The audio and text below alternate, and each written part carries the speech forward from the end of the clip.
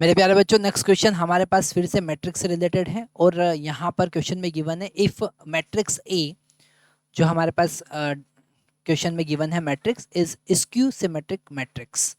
तो हमको फाइंड करना है Q plus T divided by P plus Q कितना होगा।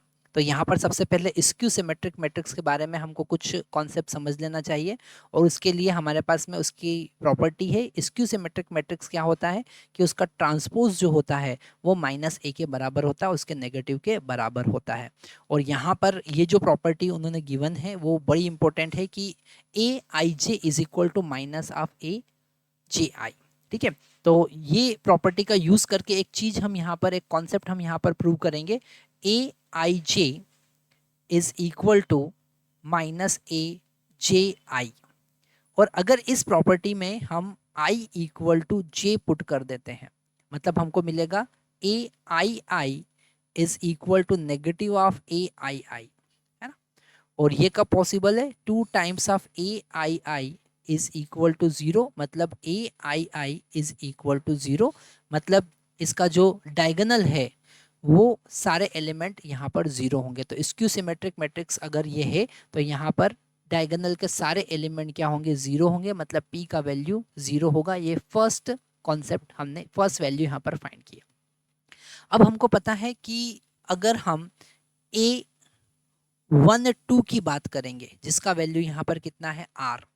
ये जो r है ये कहाँ पर रखा हुआ है? ये 12 पर रखा हुआ है। ठीक है, तो A12 का वैल्यू r है और इसका value a minus of A21 के बराबर है। अब A21 कौन है? A21 जो है वो है 3, है ना। ये जो एलिमेंट है 3 वो A21 पर रखा हुआ, ये A21 का लोकेशन है। ठीक है, तो यहाँ पर r का वैल्यू अगर देखें तो वो -3 होगा।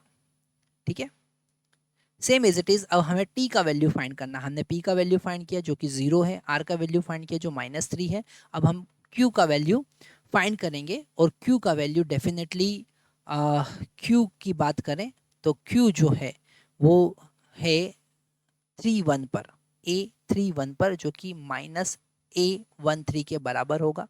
तो यहाँ पर q है और यहाँ पर -2 है, तो q का वैल्यू, है ना, 13 पर कौन रखा हुआ है? 13 पर हम देखेंगे तो यहाँ पर 13 पर हमारे पास में -2 है। ठीक है, 13 का वैल्यू, A13 का वैल्यू, तो हमको यहाँ पर मिलेगा +2, तो Q का वैल्यू हमको मिला। अब जो क्वेश्चन में गिवन है कि Q plus T divided by P plus R का वैल्यू फाइंड करना है, तो Q का वैल्यू 2 है। ठीक है, और T का वैल्यू हम फाइंड कर चुके हैं। T का वैल्यू यहाँ पर, हमने T का वैल्यू फाइंड नहीं किया है, हम यहाँ से निकाल सकते हैं। T का वैल्यू 4 होने वाला है, तो T का वैल्यू 4 होगा, है ना। आप डायरेक्टली देख सकते हैं, है ना, T का वैल्यू कितना होगा? 4 होगा। तो यहाँ पर 2 + 4 डिवाइडेड बाई P का वैल्यू 0 और R का वैल्यू हमने निकाला -3, तो हमको मिलना है 6 डिवाइडेड बाई -3, मतलब इसका वैल्यू होगा -2, मतलब हमारा ए ऑप्शन यहाँ पर करेक्ट ऑप्शन होगा।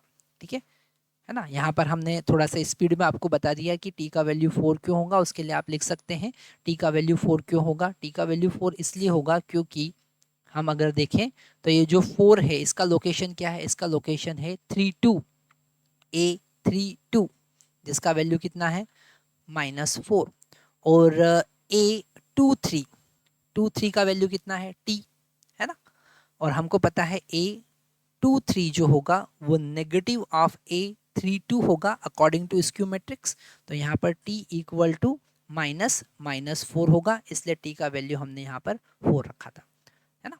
तो आप सिंपल प्रॉपर्टी का यूज़ करके और मैथमेटिकली प्रूव करके ये सारा बता सकते हैं।